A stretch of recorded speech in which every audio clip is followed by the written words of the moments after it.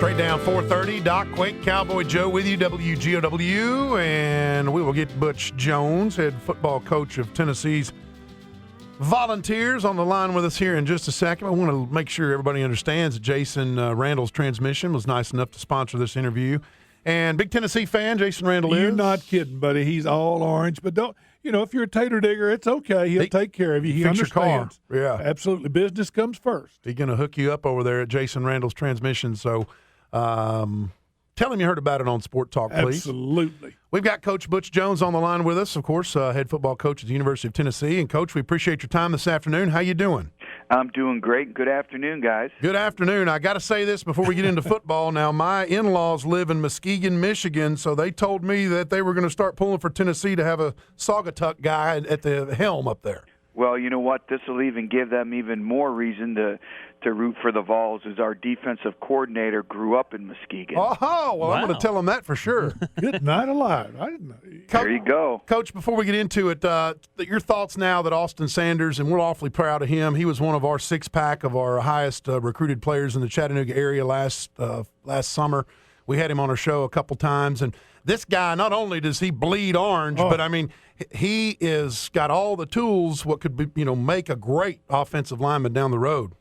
Well, you're exactly right, and love everything about Austin. And, he's an individual who is a very highly recruited prospect, committed to us early, and kept his loyalty. And, that's what we want in this state as we talk about retaking the state over, as we are the flagship university for the state of Tennessee. We're the institution, and I tell you what, his loyalty was unwavering, and really excited about him as a person, a player.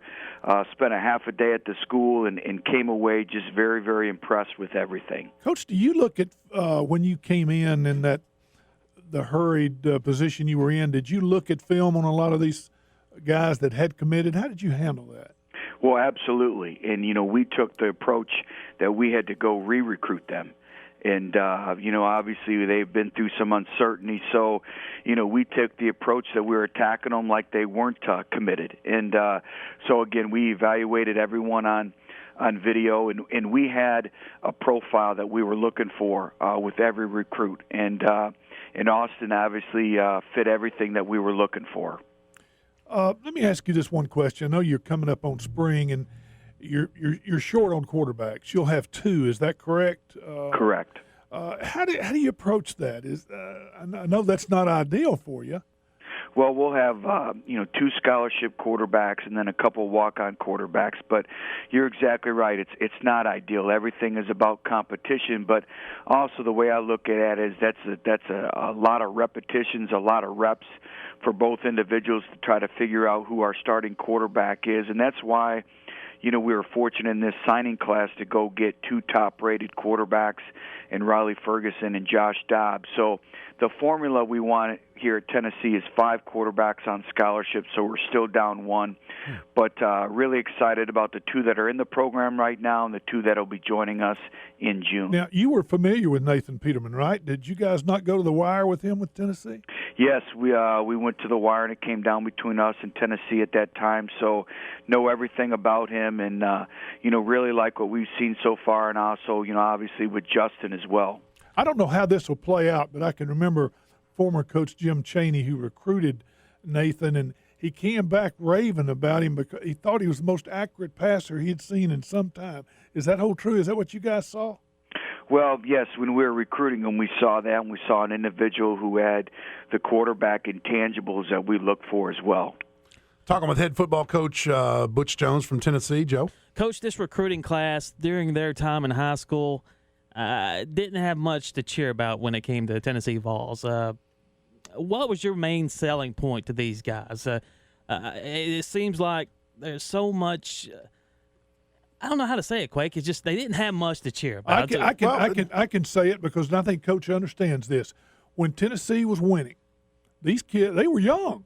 They don't remember much about real young. The man like we do, the old guys. I mean, they did not have Tennessee in their sights, but you're going to change that. So how do you go in and with the sales pitch, I guess, within 2 months and try and change minds? Well, there was a number of things, that I feel are extremely attractive to a prospective student athlete. And I still think, you look at the tradition that we have here. Still, since 1927, we are the all-time winningest college football program in America. You look at all the great players that have represented the Power T and really have done well moving on, whether it's in business and life or in the National Football League. You look at facilities, you look at opportunity to play in front of 107,000 people, and then you look at the $50 million football training center that we have, and then people make a place. We have great academics, and what we needed at Tennessee was consistency and continuity, and they're going to get that. And, we kind of equate it to, every great program goes through their times. Every program has done that. We're now going through those times, and we passed, and we can see the sun shining through the clouds, so to speak. So we have a lot to sell. Tennessee's a national brand, and we have great people, great coaches, and all of our prospective student athletes that visited here, they found out at a very short time on our campus that we're the vision, what we have, and how we're getting Tennessee football back. Coach, talk about your offense, because it seems from the research that I've done on it that it's very exciting.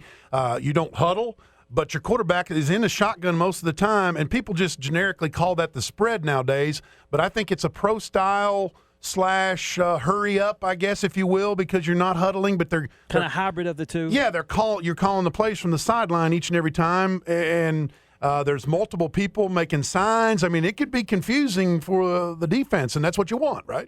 Well, exactly right. I call it controlled chaos. But, we're going to play with an up-tempo style of play. But, I think the term that's overused in the world of football nowadays, it used to be the West Coast offense. Now it's the spread offense. Right. And I don't think anybody's really been able to define it. They just copy it. And, I don't know if the spread offense means you're in the shotgun, but we'll be a little bit underneath center as well. But we're going to play pro style, meaning we're going to have all different multiple personnel groupings. And the big thing for us as a coaching staff, and that's why this offseason is critical in the evolution of our team, is we have to do what our players can do. And I think that's what good coaches do, is they mold their systems currently around the players that they have, and we're kind of going through that evolution right now. We're going to see a pretty good prospect in Jabbo Lee. I know you got on him late. I know he had a great sophomore campaign in South Carolina, but what do you like about Jabbo? Well, you know what? Really like his fluidness. He's extremely athletic. He's quick-twitched, and he has the ability to make the second-level miss. And that's the thing that's been missing in our offense is big plays. It's really hard to play perfect football. Is in today's world of college football and pro football, you have to have the ability to make somebody miss at the next level and take it the distance. And with Jabbo, we saw that. And we always look for, you can have a running back that rushes for 1,200 yards, but does he get what the play's blocked for, or does he create yards on his own? And, we felt he'd be one of the highest recruited players in the country, except he had an injury his senior year, so I only believe he played 6 games his senior year, where his junior year he had a ton of yards and he tore it up. So our running back coach, Jay Graham, had him in camps, knew him extremely well, so we're fortunate to have him joining our family. Good deal. I guess Coach John Jancic is charged to stop some folks. It's well documented that Tennessee had some issues on defense last year, and it'll be interesting to see Coach get them in the right position and be able to improve. I guess defensive back, you're always looking for great players, but defensive back specifically is something you'll work on in spring, I guess. Well, all that. We need to improve our team speed on defense, but we have to do a great job of playing team defense, and everything is about leveraging the football and not giving up big plays and not having mental errors. And we have to be a team, our margin of error is very small, so we have to be a team that's fundamentally sound, very disciplined, and plays with great effort. And that's, again, what we're working on right now as we speak. But, that's the big thing about playing defense, is not beating yourself and creating turnovers. Mm-hmm. Now, Coach, this is what I like about you. Now, you're going to want to hear this. The fact that you sound like you've been at the University of Tennessee for 20 years. That's good. And, yeah, that's amazing to me. Yeah. I'm sure all the UT fans out there appreciate that, too, because, UT has needed someone to really embrace the traditions the city, and being in the SEC, part of the greatest conference ever. And I know I speak for all Tennessee Vol fans, but thank you for doing this. Well, I appreciate you saying that, and I can tell you this, is you're not going to find anyone who's going to work as hard as myself and our staff, and this is a tremendous state. It's very prideful, and Tennessee deserves Tennessee football to be at its best. And it's going to be a process. You know, we have to focus on the task at hand and not get ahead of ourselves, but we will get it done, you know, and we have now consistency, continuity, and I want to be here for a long, long time. I want to be able to retire, and, you know, this is a place we never take for granted because it's special. There's special people, and there is a commitment to win here. You started something today, and I want you to tell our fans about it in case some of them missed it on the internet, the Vol Olympics. Yeah. Explain that. Is this your idea, or did you borrow this? What? I think it's awesome, but tell us about it. Well, we've done it ever since I've been a head coach, and I tell you what, it's part of our peer intervention program, and it really develops leadership and accountability, and it's really player-run. But what we did is we had our team pick the most powerful leaders on our football team, 20 of them. And so then we have 10 teams with 2 captains. And today, those 2 captains drafted their teams. And each team had a first-round draft pick, and then they drafted by position. And they were drafting because they're going to compete in 3 areas. They're going to compete in academics, they're going to compete socially, and they're going to compete on the football field and in the weight room. And they work for plus points. They can get minus points. And, you know, we'll eventually crown an overall champion, but each week the team that has the least amount of points has an extra 6 a.m. workout. Ooh. And the entire team doesn't do it. Those 2 captains do it because they pick those teams. And that's something that we got from the leadership training that we did with the Navy SEALs. And so I tell you what, our kids had fun with it, but they were very, very, very serious. And you'll see everything now with the peer pressure from academics, everything. They're going to start policing themselves. And what I told those 20 captains is if they can't lead a group of 10, they can't lead a group of 105. I take it at the draft there weren't any hats on sideways. Absolutely not. The pants were pulled up. And, yeah, I tell you what, I invite you to go online at utsports.com and look at the photos. All of our captains had sport coats, shirt and ties, and I tell you what, they look sharp. And, again, they took it very serious. So how did the last guy drafted, how did he take it? Yeah. Well, we kind of took the pressure off them because we let them draft the coaches. And Coach Jancic was coach irrelevant. He was the last coach taken. So we took the pressure off Mr. Relevant of our players. Now, you didn't get drafted, right? You're sort of the off limits. There you go. Smart man. Coach Butch Jones, thank you so much for your time this afternoon. And, of course, we'll see if we can check back with you after spring practice. And good luck getting everything headed in the right direction and putting the Butch Jones stamp of approval on Tennessee football. Well, always thanks again for the opportunity, guys. Have a great evening and go Vols. All right, you Check got it, loves buddy. you, Coach. There you go. Butch Jones, and, of course, he'll be recruiting our area, as you can imagine, and there'll be some guys that we, of course, will introduce you to later on in the summer, but there's some big-time names, not only across the entire state, but in Chattanooga for next year that will be on the radar, and I just imagine seeing a little bit more orange from a recruiting standpoint than we did years past. Even 2 years down the road, because he's been to Signal Mountain. I know he's been to East Hamilton. I think Ottawa, too.